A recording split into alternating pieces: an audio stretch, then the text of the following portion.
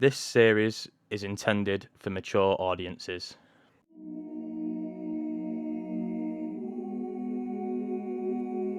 Today has not gone how I expected. Not only did I get a new Pokemon companion from a god, but I met these two oddballs, Guinan and Clyde. We got into a fight with that guy I hit with a turkey leg before. He might not have made it. I'm not sure. Anyway, Clyde took a quest from the quest board and somehow I got roped into going with them both. I got nothing better to do, I guess. The Multiverse Collective.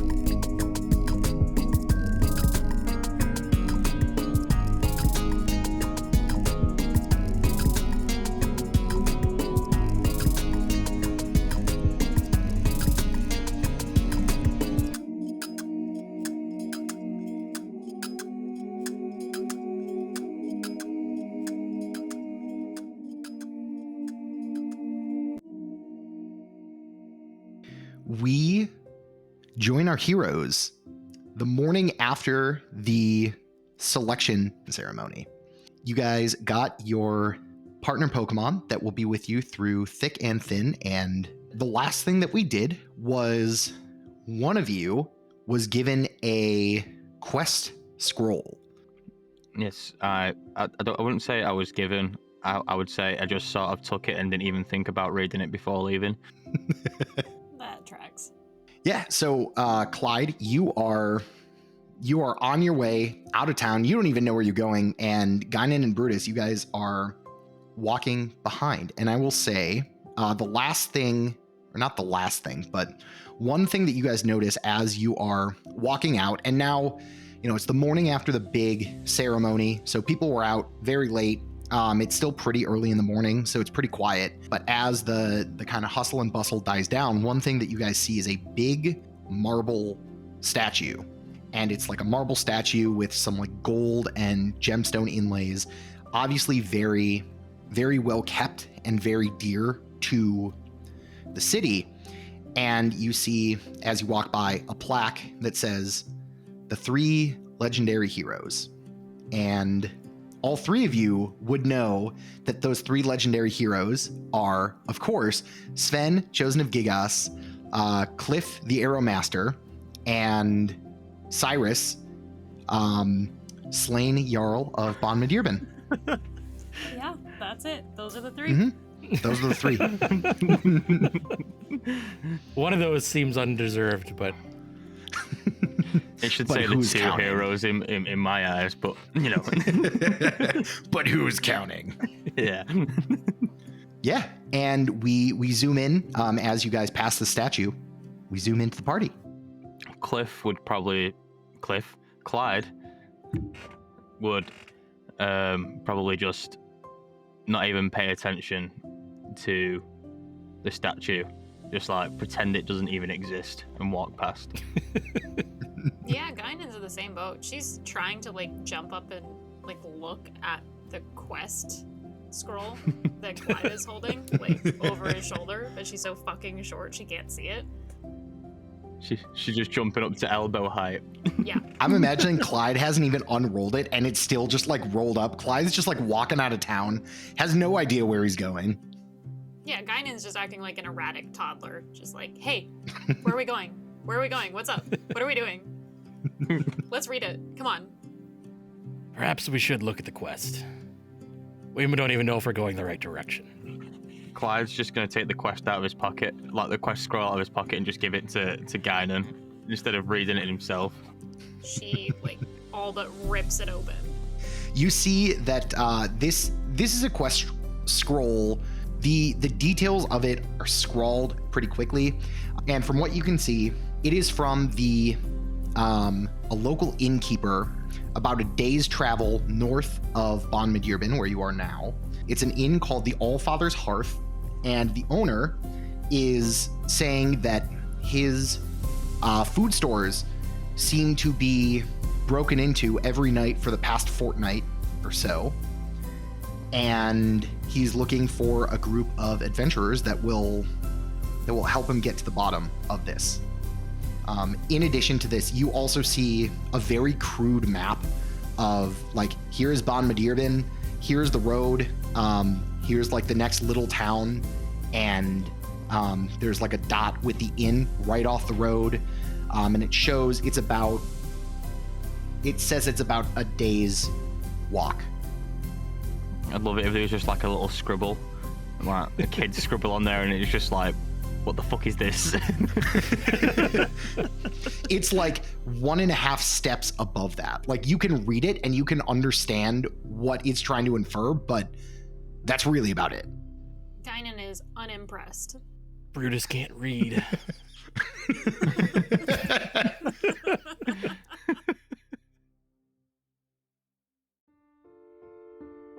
Clyde's just gonna look at Guinan and go, are we going the right way?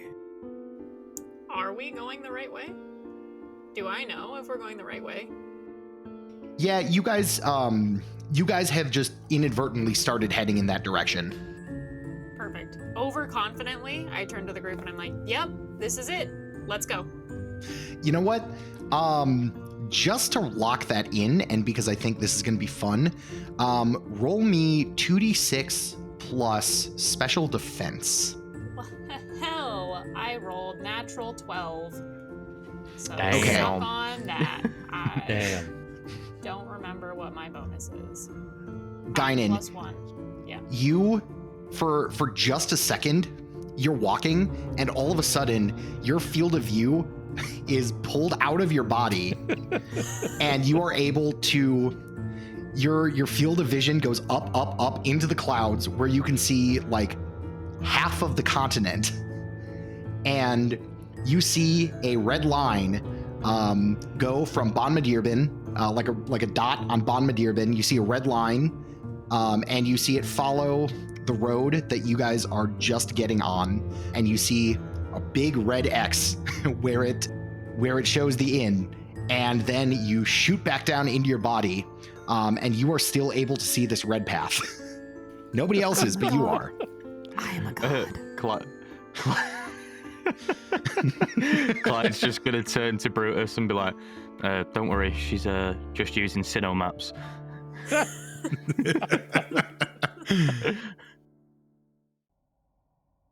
Okay, so you guys have a walk ahead of you. How are you guys going to spend this 8 hours traveling together? This is like the first long stretch of time you guys have had together. Sure, you've sat together during the selection process, but now this is like y'all three are in it. Somebody roll a d6 to see how many hours of uncomfortable silence we spend together before one of us talks. 3. 4. I got 4. All right, so taking the average of that, 3.5. a good chunk of this, you guys are walking along, and it's just pretty silent. There really isn't a ton of Pokemon out. Guinan, as you're walking on this bright red line that is just covering this road, it's a relatively main and well-traveled road. So generally, Pokemon stay clear. You can certainly see as you walk by from the trees and from like the brush on the edge of the road. You can certainly see some small Pokemon just kind of like stare up at you before running back into the forest, but certainly there's not a lot of encounters here. So why did you want to go on a quest? Are you talking to me? Well, I mean, I'm asking both of you. It's a long, complicated story. I feel like we have like 4 hours for you to tell it, so. As Clyde says, it's a long, complicated story. We see the camera pan up and out away from our three heroes into the sky, and we see the sky move backwards, slowly at first, and then faster and faster and faster until it pans back down into a lush pine forest, and we see a young Clyde. In the forest, it's a pretty dense forest.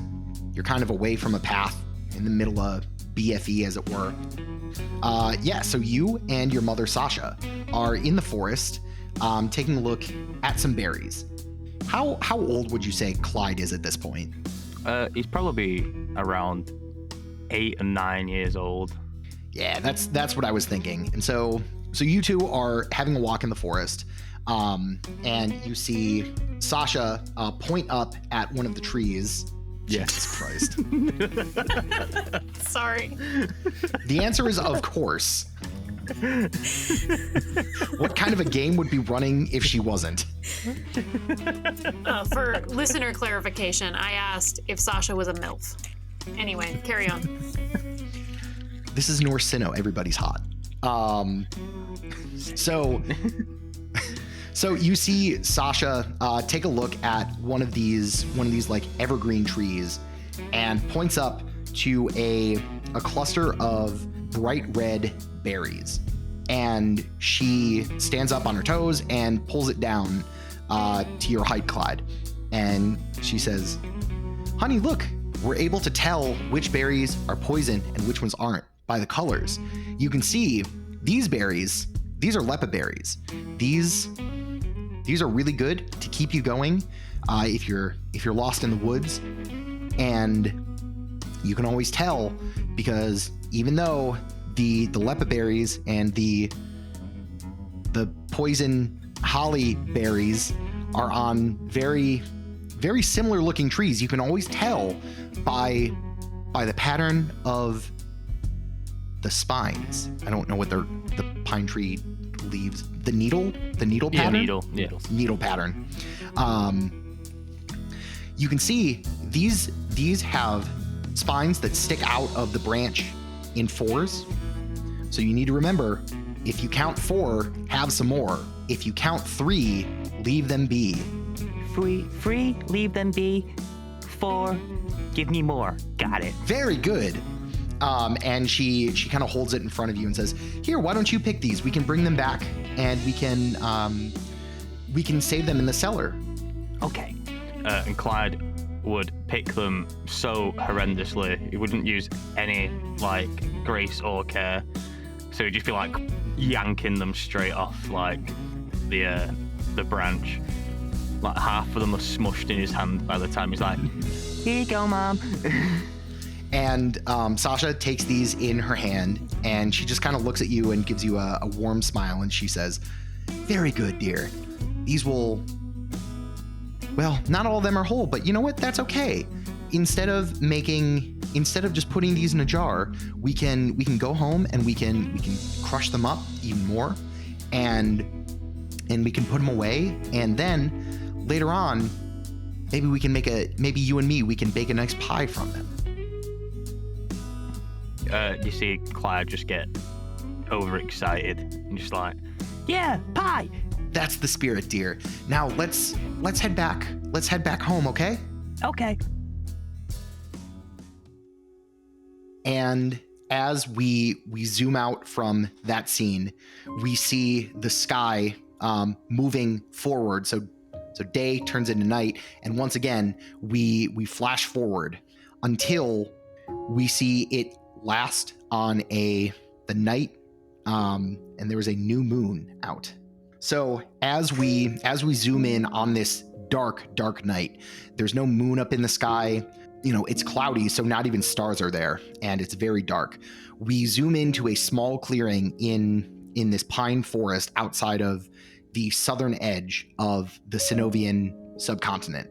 We see a small house. There are no lights of fire on, and it is cold, but inside it is cozy. And we zoom in on Clyde, fast asleep in bed. Blankets, up past your chin, and you are sound asleep. But then you hear a door slam open, and you feel a cold gust of wind burst through the door as the door opens. And as you groggily wake up, you see your father, Clyff. You can see, even silhouetted, you can see that he is not standing at his full height. It takes him a gargantuan effort to pull himself in through the door. You see Floatzel, your father's longtime partner, and to you, essentially a family pet. This is a Pokemon that has been with you your whole life, and you can see now that, you know, this Pokemon, the test of time has worn down on it. Its fur is more gray than it is that like orange tan color. You can see the flotation device, or like the flotation neck roll thing that it has, is wrinkled and deflated.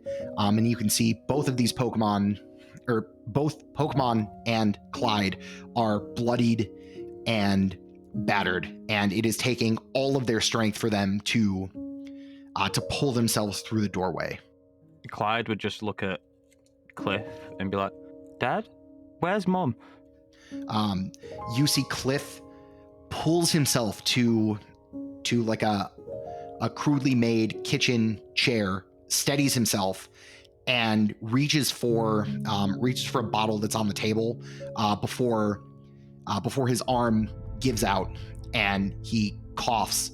It's a very wet cough, and he looks at you, and he very slowly goes into his pocket, pulls out a small item and tosses it at you.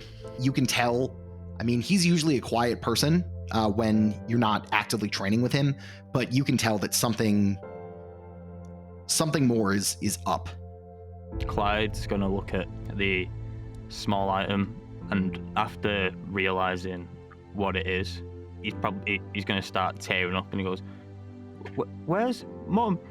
You look at Clyff, who has now got his hand on this bottle of liquid, and he very slowly pulls it up, takes a long sip, hits it down on the table, and coughs again, and he's just like, "That's all that's left of her." He just looks at you with a look of utter contempt and hatred, not towards you, but towards the world. And he sputters and he says, "Now you have one more reason to wipe that bitch Weth out of existence. She just took your mother from us." Clyde at this point would just like burst into tears, as you would as like a 11-year-old child, you know, emotionally devastated. Of course. And he'd probably like collapse into himself, like he wouldn't speak, he would just turn off for a bit. And I think as Floatzel kind of comes up to you to try and give you some comfort, you see Clyff again take this bottle and just throw it against the wall of this house, and he just erupts and he says, "Boy, this is no time for crying." I totally just changed his accent like 3 times, but regardless. No, he's Kratos now. Boy. "Boy, there is no time for crying. How dare you cry? This is not a moment for tears. This is not a moment for sadness. This is a moment for power, for resolve.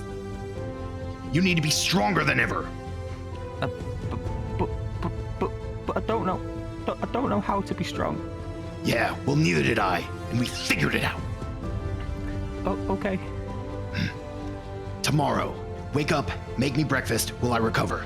As soon as I'm able to be on my feet, we'll start training double time. No, triple time." Oh, okay. Yes, sir.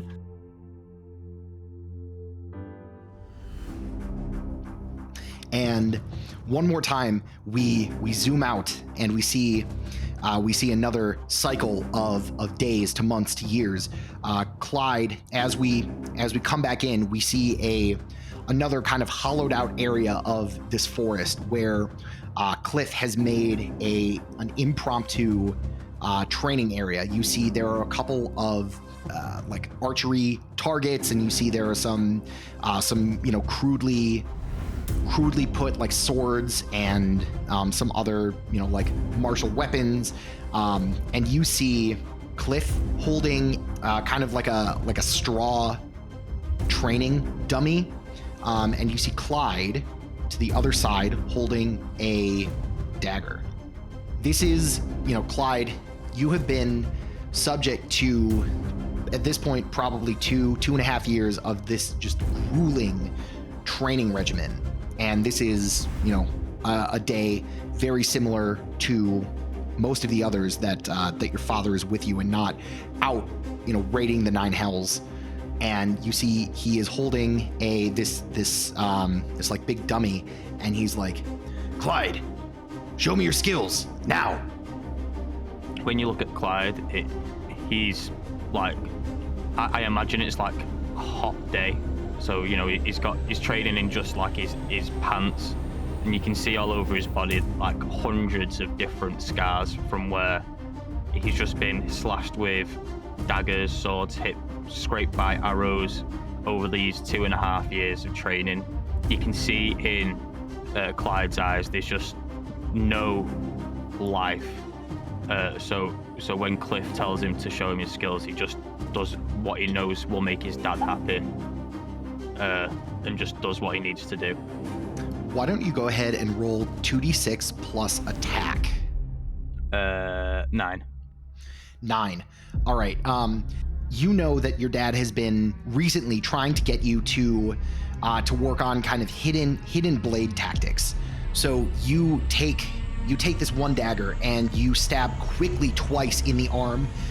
The third time on the other arm, you feint, and from your belt, you pull a second dagger. You're holding it like backwards, and boom, right into kidney, and then right into the solar plexus. And as you finish this exercise, you see that the integrity of the dummy kind of falls away into mostly just straw, and beyond it, you see your father standing there, no joy in his eyes. He gives you like the smallest of nods, just acknowledging that you in fact did the thing, and he's just like, now build this dummy back up, and we'll get to it again. You cannot be anything but perfect when going up against the Unspeakable One and their minions. And her, she's the shadiest person on this earth. No, I'd be doing her too much of a service calling her a person. That demon. If and when she comes, you and I will be ready for her. Now what are you waiting for? Pick up that dummy, build it up, and let's go again. As those last words echo in your head, Clyde, you come back to the real world, and you see Guinan and Brutus once again. Have I told them any of this, or is that just like a flashback? Yeah, I assume that these are being told, but I'm just doing it in flashback style. And yeah, my mum was killed by presumably the most powerful person in all of the Nine Hells. Sven here, my little Riolu, was once an old man. You see Sven. Excuse me? Is just you see Sven's just like on the back of your shoulders and just like flexes for a second. Sven, chosen of the Gigas? You mean the guy whose statue we passed about 3.5 hours ago? That guy, exactly. Him. He turned into an egg. Crazy, right? Acts of God and all that. Well, when you say it like that. Yeah, so he turned into an egg, and my dad's Pokemon Gallade carried it back from the Unspeakable One's lair. And then that took, like 15 years or something like that. My dad had already been back to the Nine Hells like 8 times at that point. How they didn't bump into each other, I don't know. But then my dad had it on like a little podium in the house, and when it was time for me to fuck off and do what I needed to do, I just took it. It was my egg now. I see. Good for you, man. Your dad sounds like he was a dick. Yeah, there's some real generational trauma in your family. Yeah. I mean, wouldn't you be if one of your closest friends killed your wife and one of your other closest friends? Yeah, I mean, for sure, but you don't take that shit out on your kid, right? Like, that was pretty unfair to you.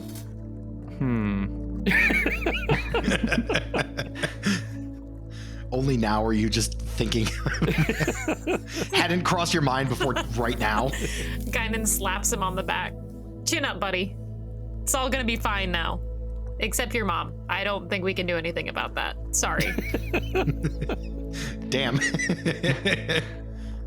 That's why I'm getting stronger. Revenge is a dish best served lukewarm.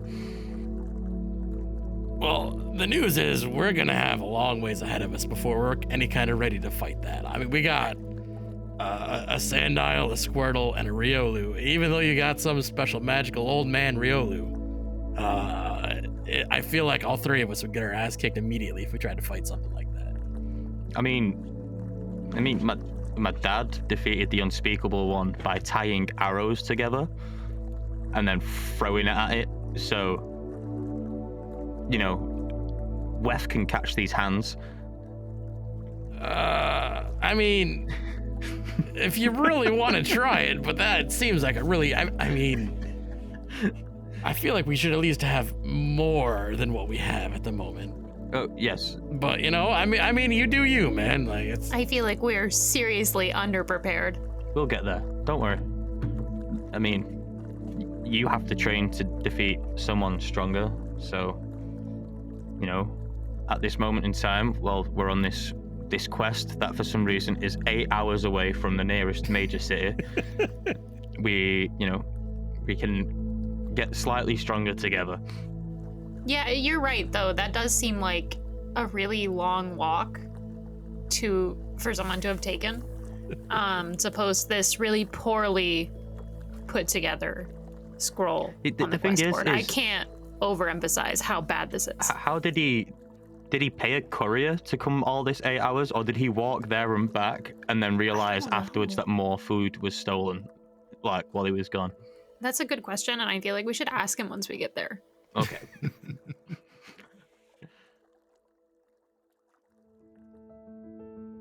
So as you continue to walk, Brutus, you are reminded of a story of your past as the three of you talk about being unprepared. And we once again, the camera pans out, and this time it shifts over to the left.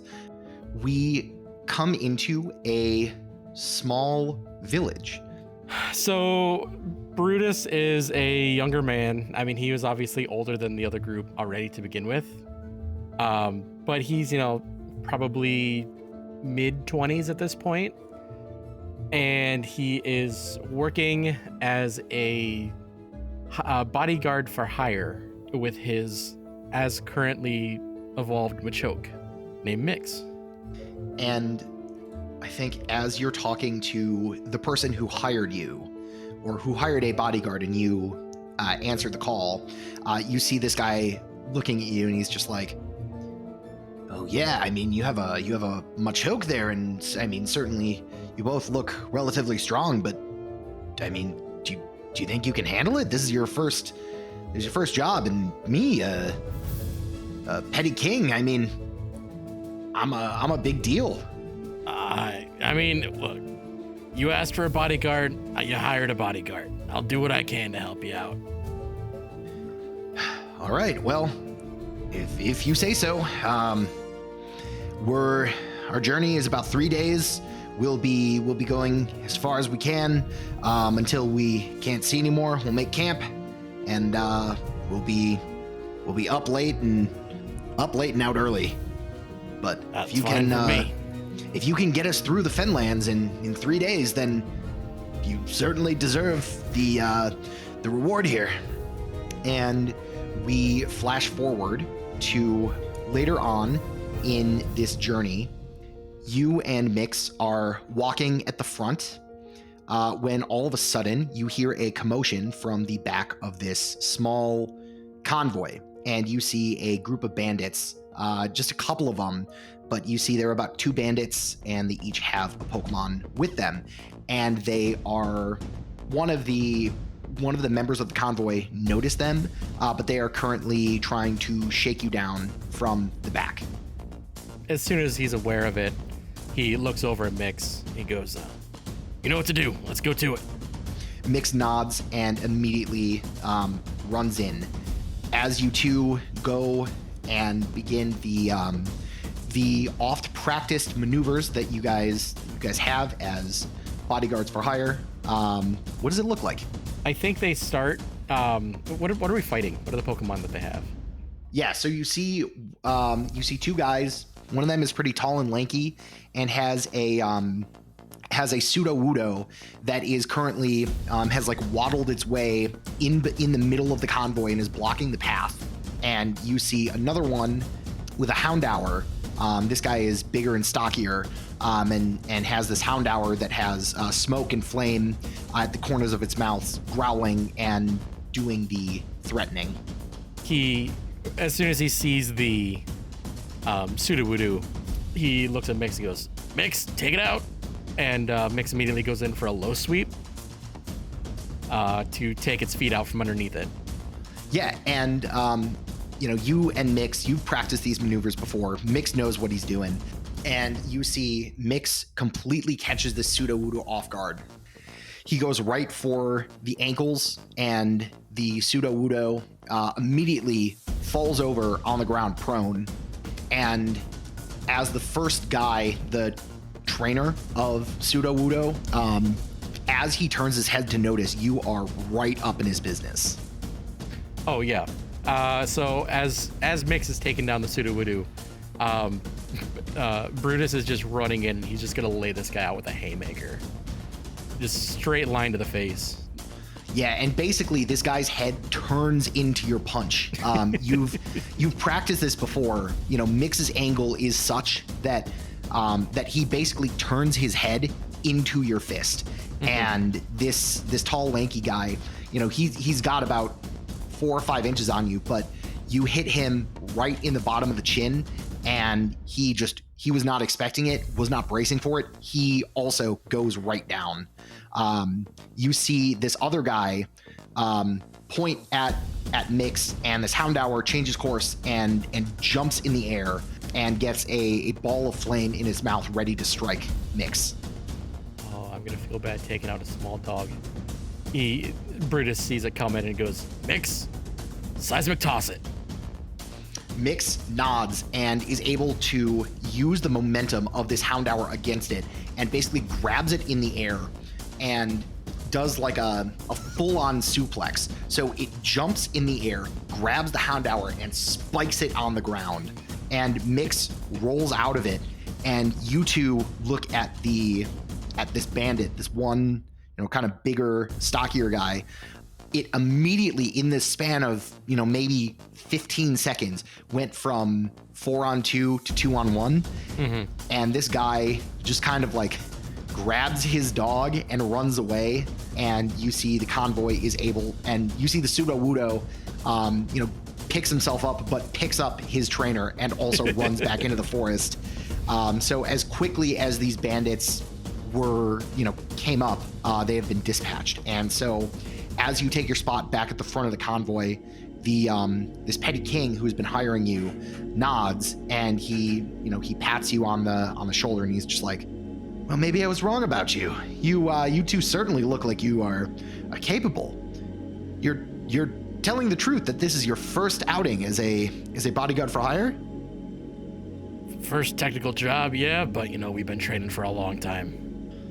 Huh, could have fooled me. Well, I'll be adding a little extra onto the final payment here as me saying, "Wow, that is impressive." Please also rate us 5-star on Skrelp. Oh my god! You know what? Fucking inspiration for that. That's all you. I love that. And as those words echo, we pan out and pan back to the group of the three of you, Brutus, as you're finishing up this story. Yeah, and that's how I came here. I told him, rate me 5 stars on Skrelp, and he sure did. Good for you, man. Sorry to ask, but you can tell me to stop any time. Like, You should probably even now? stop. Oh, okay.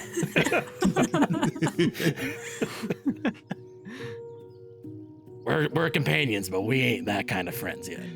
And Clyde's gonna lean down to Guinan and go, what happened to his other Pokemon? You know, I don't think he got to that part of the story. I'm a little scared to ask, to be honest. You know, I can take a lot of people in a fight, but he looks like 83 pounds of solid brick. Yeah, I can't take anyone in a fight, so you can ask if you want to, but let me be like 50 feet away before you say anything. Brutus is just walking totally unaware of this conversation happening. Brutus's ears are off. Yeah. Yeah, Clyde's just like, right, if you start waddling now, by the time I get the courage to turn around and ask, you should be 50 meters away. yeah, Guinan bolts ahead. And then Clyde just turns around, looks at Brutus and goes, where's Mix? You don't want to know that story yet. You saying that makes me want to know that story yet. You don't deserve to know that story yet. Clyde's going to turn around back to Guinan. He didn't punch me. You're good. That's great. I'm so glad. And Guinan, as you walk back to meet the group, you all take a look up in the sky, and you can see that it's been a good portion. Whereas you started right at the beginning of the day, the sun has gone through past high noon and is not quite setting, but is definitely lower in the sky. We're pretty close to golden hour here. And so it seems that there's probably time for one more flashback before you guys get to your destination. Oh no. And this, full transparency, I know nothing about what this is going to be. So as one final time the camera pans out, Guinan, what do we see? So all that we see when we pan back in is Guinan maybe a year ago, laying in her bed, dead asleep. She's tossing and turning a little bit, and then her eyes just shoot wide open. She's waking up from a horrifying dream. Horrifying. She's like screaming, crying, and then she tries to gather herself super fast and stands up and shoots out of bed and leaves her room. It's very luxuriously appointed, and it's all very beautiful and expensive and very impersonal. And she heads down to the kitchen to get herself some water to try and calm down and get back to sleep. And as you light a candle and you walk into the kitchen, you see that there's already a lit candle in the kitchen where you walk. And as you walk in, you see your father, as he does in the middle of the night when he thinks nobody's looking. There's a basin of water, and he is just head in drinking from this basin. Dad? You see this man shoot up, and water comes out of his mouth, extinguishing the candle. And he coughs. Guinan, oh, you scared me. Why are you up? It's the middle of the night. What the fuck are you doing down here? I had a bad dream. What the fuck was that? You're drinking like a Mudsdale. What the fuck? Sometimes I like to drink water straight from the basin. What's wrong with that? I don't know. Just something about that is inherently very off-putting, and I am already a little bit shaken up, and this was a very startling experience. And she goes and she tries to relight the very wet candle. Yeah, I think your dad pulls a new candle from some candelabra that's on the wall, puts it into his candle holder, lights it, and just hands it to you. And he's just like, Guinan, why are you up this late in the night? What's I wrong? just told you I had a bad dream. Why are you up this late at night? Mom's home. Shouldn't you be up there? It's been a long night. What me and your mother do is not your business. Ew. I'm sorry And I needed asked. to hydrate. Arceus in hell. Oh. Revolting. Absolutely revolting. I'm so sorry that I asked. This has been the worst night of my life so far. All right, you know what? Let's ignore what just happened the past 30 seconds. You drinking like a Mudsdale, or are you talking about your... Yes, all of that. What's wrong, kiddo? I had a bad dream. Okay, It was just some terrible voice. I don't know. I don't remember a lot. Guinan, there's no such thing as disembodied voices in your head. You and Mom keep saying that, and this keeps happening, and I am sick and fucking tired of not knowing what's going on. Sorry for the language. I'm very unsettled, and this has been horrible. All right, hang on. And you see Guinan's dad opens one of the many drawers in this kitchen and pulls out a small piece of candy, and he just hands it to you, and he's just like, look, here, have a piece of candy, you'll feel better, I'll walk you to bed. Fine. And she takes the candy, very careful to not touch his skin, because she knows exactly what he's been doing, and it's horrible to even think about. He drops it in your hand. Yeah. Thank you, Father. Please don't tell Mother about this. So long as you don't tell her about the fact that I had my full head in a basin of water. Yeah, I would rather honestly forget that everything that's happened to me in the last 2 hours happened. So I wouldn't worry about it. Okay, Guinan, here's what we'll do tomorrow. You and me, why don't we walk into town? We can see if there's a priest of the Allfather around that's willing to give you some blessings to push these nightmares out of your head. Do you really think a priest of the Allfather will talk to us?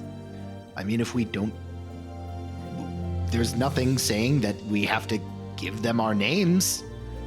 I mean, you're good at that. Here, come on, give me an alias right now. What's your name, dear lady? Penelope. Shit. Fuck. Oh God, that was terrible. Dad. You're usually better at this. It's the middle of the night. It is the middle of the night. Okay. I'll go back to bed. I'm sorry for interrupting whatever. No. In the kitchen with the basin of water. I would just rather not know why you were doing that, but it's really okay. I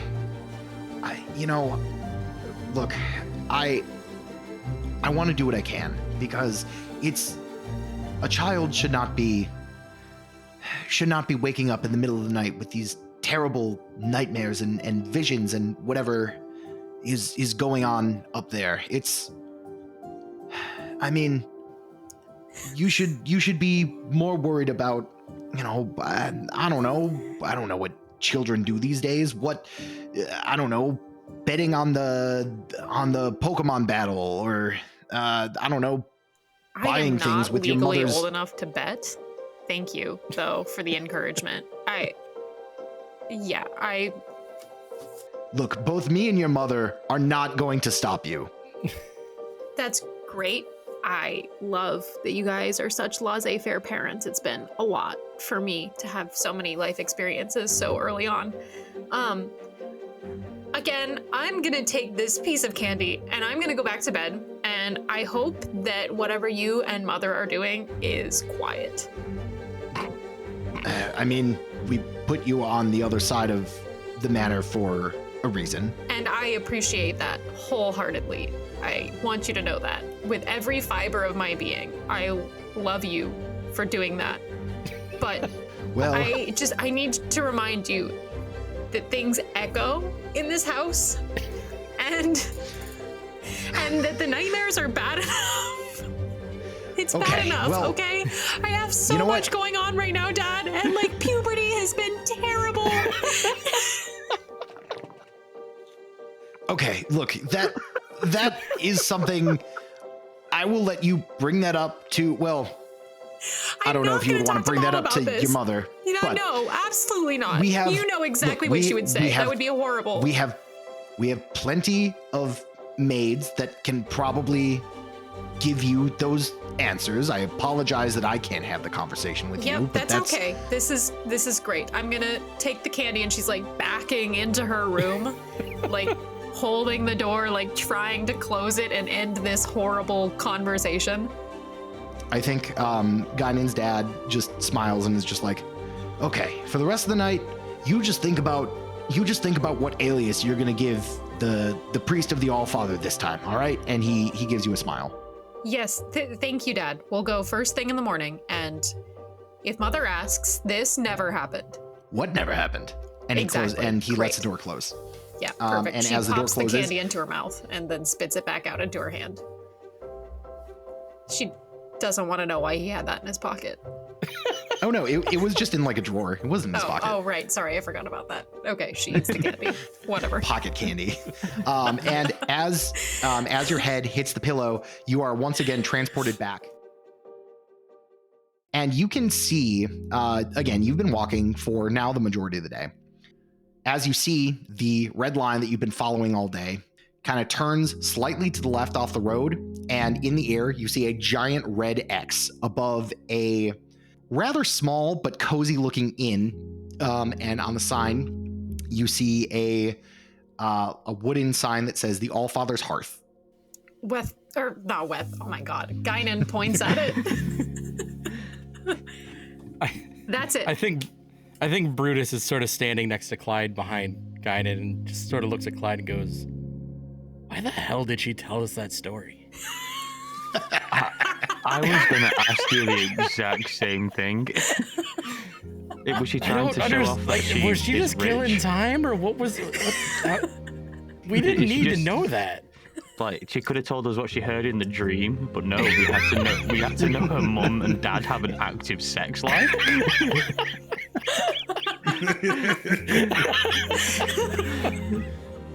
And that her dad dips his head into the barrel of water like a pig to a like trough. that? Do you think her dad's a sociopath? Like, what is? I don't know what's going on. What? I think it comes with money.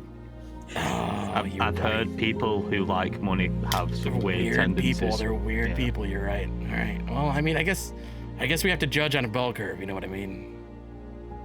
Well, we've only known Guinan for a day, so if we catch her when we're setting up camp at some point, sticking her head into the water trough, we know it's just every rich person thing. So, Guinan, we're here. Woohoo! Yeah, this is great. I'm so glad we shared so much information about our pasts. Relevant information. Things that are important.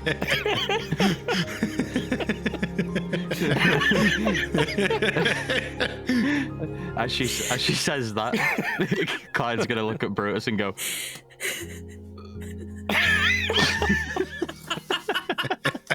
She's just staring off into the middle distance. It's like you two aren't even alive. She's in a world of her own. Let's just follow the weird one, I guess. I don't know. This took a weird turn I wasn't expecting, so we'll figure out what happens. yeah. So the guy we need to see is in there. Are you sure that your Sinnoh maps is working correctly? Yeah, no, this is where the X is. We've been following the red line this entire time. I still don't Did you not see the it. faster routes? Like every now and again, like a separate route comes off and they get a faster but they route. went straight into the woods, and honestly, that seems a little bit sketchy. You know how Google Maps or Sinnoh Maps is sometimes. It lakes you. We don't need to walk through a lake. I can't walk on water. What are we gonna do? Not Ride with on the that mentality. Squirtle one at a time?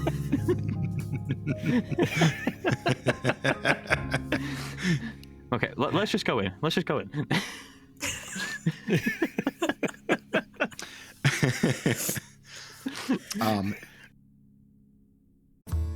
Clyde, as you kind of take the lead and walk through the door, you see on the inside a small but cozy inn. On the bottom, you see some tables with a bar. You see a staircase that goes up to what you can see from the outside or some upper floors. And behind the bar is a large, balding, fat man.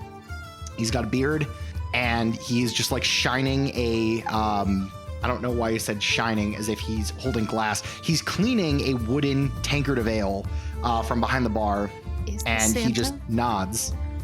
Matt, is this Santa? Roll 2d6 plus. Yeah. Just roll 2d6. Fuck, 7. You can't be sure, but you have not seen this man and Santa in the same room. Yeah, that tracks. That totally tracks. Okay, cool. I mean, Guinan's he a little does bit have like starstruck. Is he very jolly? Yeah. Guinan, you do clock that he does kind of look jolly. How many weirdeer are out back? I'll tell you in a second. 5 weird ear are That's out in the not the back. right number. No, Maybe they could be out grazing. Yeah. What do you guys think? Is this Santa? Brutus is just standing there with his eyes glazed over. He has no fucking idea what's going on. I'm gonna look at Brutus and go, "Who's Santa?" I think the older man behind the bar notices you, and he says, "Oi, just looking for a pint then." Oh, this isn't Santa. Clyde's gonna turn around slowly. What? I'll take 2. Hey, Guinan, give us the piece of paper. Guinan holds it up very proudly, without offering any other information. Clyde just grabs the piece of paper, walks over to this guy, and goes, "We're here for this." Ah, wonderful. Glad that you made it. Did Sinnoh Max give you any trouble? Weirdly, no.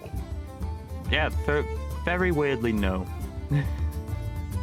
I hate the thing. It's terrible, isn't it?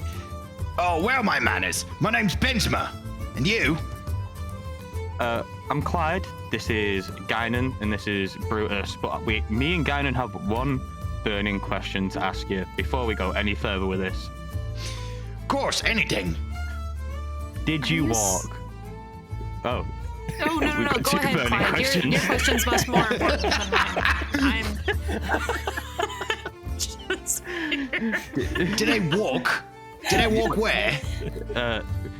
I cannot think of the name of this place. To that major city where we got the quest from, which is like a 9-hour walk away, and then walk back in one day. Are you asking, have I ever walked there, or did I walk there recently? Did you walk there with the quest to put the quest on the quest board? No, of course not. I had a gory a bit of. Oh, shit. How do you think quests get to where they need to go? Do you think we all just walk to the nearest major city and drop a scroll and then walk back? Clyde, we're so stupid. Brutus looks over and goes, "You guys didn't know that?" Guinan is bright red with embarrassment. I'm gonna look back at Brutus the exact same way as I looked at this bartender and go, "We were talking about it like 5 hours ago, and you said nothing." I wasn't thinking. All right, well, why don't we grab a table? I'll grab some drinks, and we can have a chat. And with that, I'm going to end today's episode.